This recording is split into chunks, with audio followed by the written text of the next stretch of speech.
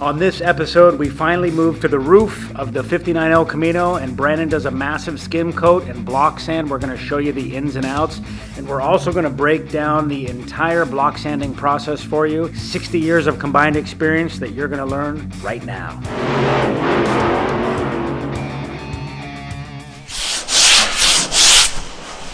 It's a lot of body filler, it's a lot of block sanding, it takes a lot of labor to do this. But what's going on in between the layer you see right here and the metalwork? Let's run upstairs and I'm going to show you. All right, here we are at the lab at MHR Studios. I'm going to show you guys a little bit of history on body filler, when to use it, why to use it, and what to sand it with. So here's the situation. You got the car, it comes in, it's got dents all over it. Your option, prep those dents, fill them with body filler. The red represents body filler. It's thick, it's gouged, and it's blended, and it's not really the ultimate detail here that we want. This isn't the best scenario. Why is it not the best? The thickness of the body filler is subject to cracking and separating, and it also has air pockets inside of it at times. Here's what we strive for nowadays. Car comes in, we skip the center here, we go straight to the car with metalwork and body filler. If we, even at an amateur level, take a hammer and a dolly and get rid of some of these low areas of metal, and we bring them closer to the surface of the panel, then we can lay a thin skim coat on the entire panel. And in fact, it looks more like this. For show cars and the cars that we build at this shop, this long run of a panel that has been block sanded is stunning. This is what looks so beautiful. This is the car when you walk down the street and you see it's black and it's straight and it's just beautiful like a mirror. This is how you get there. You have to do incredible metal work, and you have to lay your filler thin and consistent, and you have to use acrylic sanding blocks like these. These are a company that supplied these to us, Big Kid Blocks. We love these products. They're acrylic. The colors designate different thicknesses and different sizes, but it's all the same hardness. They also have different handholds on them. I prefer the green block with the square handle. This is my favorite go-to. I think they call these the money makers. This one is a little bit thicker, as you can see. It has circular hand grips on it, and these are a little bit flexible, so if you've got a curved panel, you can sand it. So this is the basics of the body filler. If a car comes in, we do the metal work, we get it as straight as possible, then we lay our body filler. Now, why does it get a bad rap? Is because this is what used to take place in the 1970s, the 1980s, and even into the 1990s. This is not the way to lay body filler, nor is it the way to use body filler. We want to stay under 1/4 of an inch. This is key. If you have less than 1/4 of an inch of body filler, you're less prone to cracking and separating. Under 1/4 inch, we really strive for 1/8 of an inch of body filler. Over the body filler, what happens? Do you just paint it? No, you've got to prime it. You've got to lay primer coats, and you've got to block sand those. And we're going to show you downstairs how we do that. There's also an option that you've got to make a decision on what block to use and what length to use. Let's talk about that. Hey, Mackey, what block do I use? What length? Do I use 3, 8, 12, 16, 30? Which one do I use? I need help. I'm going to show you. Every panel on a vehicle has a slight radius curve. Very few panels that are ever stamped from the factory are perfectly straight. Very few panels from the factory are perfectly straight. Every other panel has a curve, every single one. You have to hold the block up to the panel, and the block needs to touch both corners for you to be able to use that block efficiently and make a straight panel. If this is the curve of our panel, also known as the radius, this block is way too big. I will only be touching in the center. So I drop down to my next size block. This block is closer, but it's still too big. I can put a little radius in it. I can bend it a little bit and try to get the corners to touch, but it's still not the right option. Dropping down to the 8-inch block, that is pretty close, but I still have a couple millimeters of gap on each side. There are ways where I could get away with this block if I turn it and angle it as I block sand 45 to try to cheat the panel a little bit, but it's still a little bit big. This block here is adequate. I'm pretty much touching on every corner of this block, no matter where I put it. Right here, not so much, but I can turn the block, I can radius it a little bit. This is the block I would choose for a radius panel like that. If I have a long run on a panel, like a big quarter panel on a pickup truck, I'm gonna throw the longest block up there that I can, and I'm gonna check to see if each corner is touching. If it is, and the corners touch right away, I'm gonna jump to the next largest block. I'm gonna run from this 12-inch block all the way up to a 16. If the 16 corners are still touching, I'm gonna go to a 24.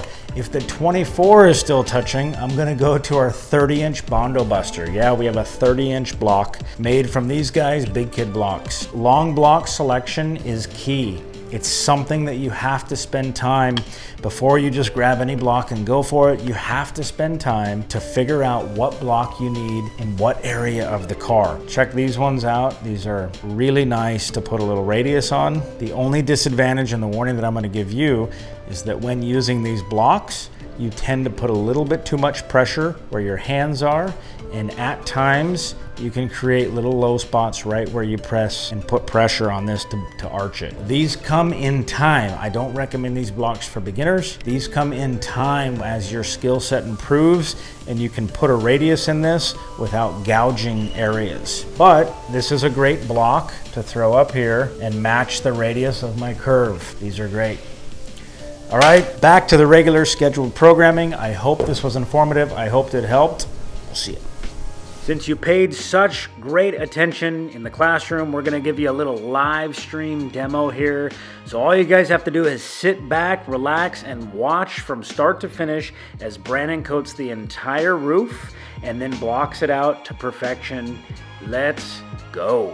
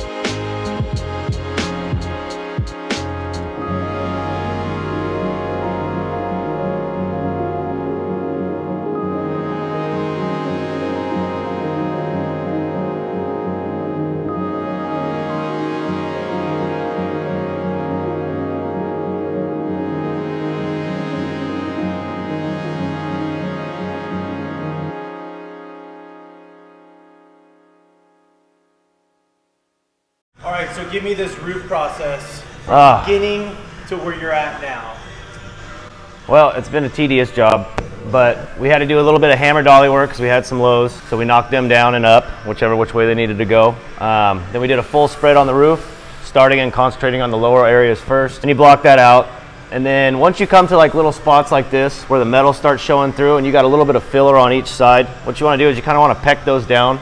Use the dolly on the underside and just hit it so it's ever so slightly knocked down. That way once you come back and do your other fill, it'll cover it and you won't have to worry about those areas coming through without having to put a whole lot of filler in that area. So right now we've got it all blocked out, all nice and level. You do the field test, make sure there's no ripples or waves in it.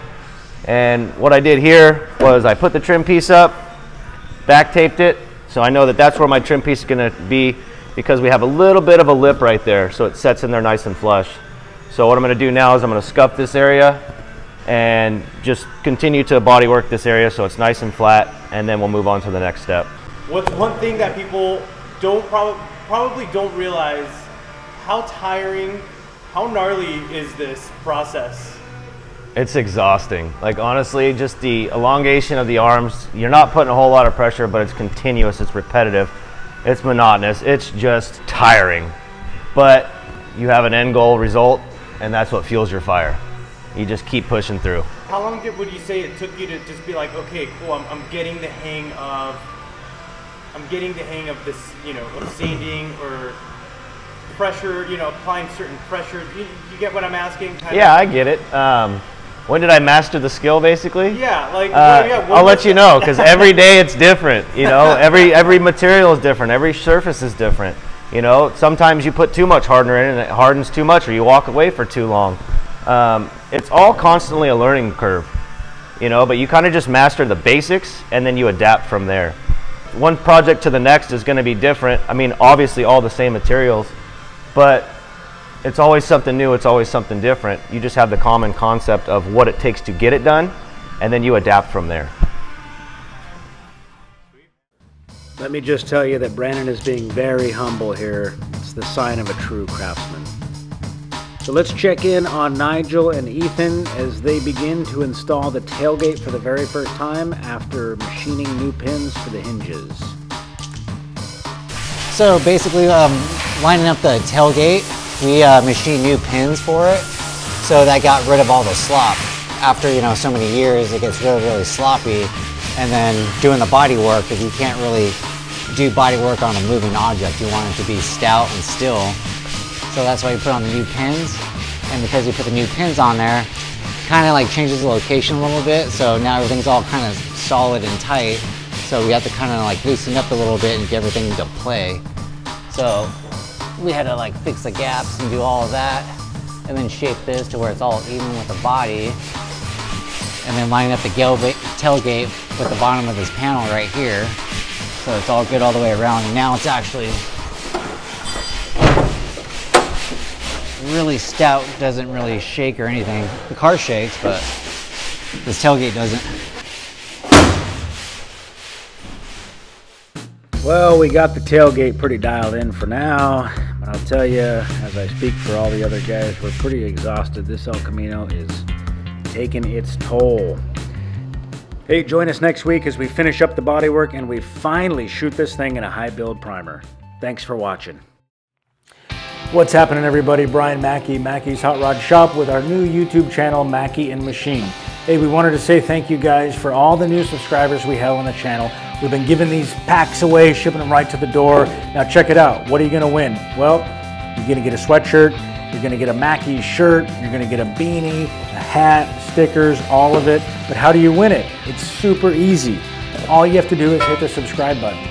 We keep track of all of our new subscribers. Every new 1,000 subscribers, we ship a box of merch right to your door. It's that simple. Now, the coolest part, we are giving away a 1940 Ford fenderless chopped and dropped hot rod to one lucky subscriber. 50,000 subscribers, we give one car away. So follow along. We appreciate it. The biggest thing you got to do, subscribe, subscribe, subscribe. That is it. Thank you guys for the support. We appreciate you. Stay tuned. We'll see you on the next one.